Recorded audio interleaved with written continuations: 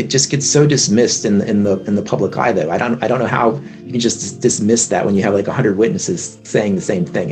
I don't know why we accept that, you know. Exactly. Why do we accept that as normal? In any logical, critical thinking type of society that has new information come in, you take it for what it is, and then you use that data to then whatever model you're using, it either confirms that model, validates it, or you have to change your model. Like, you have to change the paradigm that you live in, obviously. Otherwise, how are you going to progress as a culture? So we've been fighting that, I think, in all sides. We've been fighting that for hundreds of years. And that goes back to religion. Just think about during the time of the Inquisition and all that, right? So when basically the Catholics and Christians, and this is again why people hate religion so much, is because they were so brutal at saying, you believe in this, or you believe in what we believe, or you're going to die.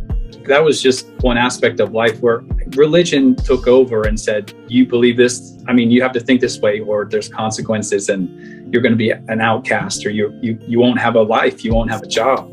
You could potentially die, obviously, back then. Now think about how history changed in the way the Enlightenment period, the Renaissance period.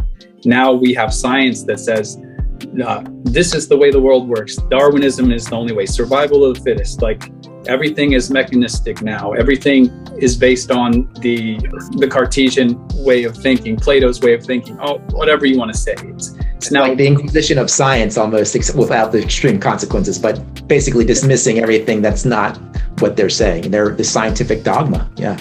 Exactly. So look at all parts of academia right now, and all scientific institutions, all those that get the grants to work on these projects. Well, unless you are trying to find out some theory or research some particular topic or whatever it is, whether it's medicine, whether it's some great invention, whatever. But if you don't go by their principles, by their standards, you're done. Your funding's done. You're not even if you're not aligned with their narrative and the indoctrination that's currently present, you're out of there. Forget about it. You're on your own. Yeah.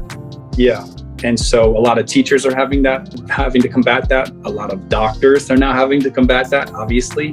Like just take a look, a step back, and see the way the world functions as this huge machine. And there's obviously people that run that machine, and there's obviously money that backs that machine.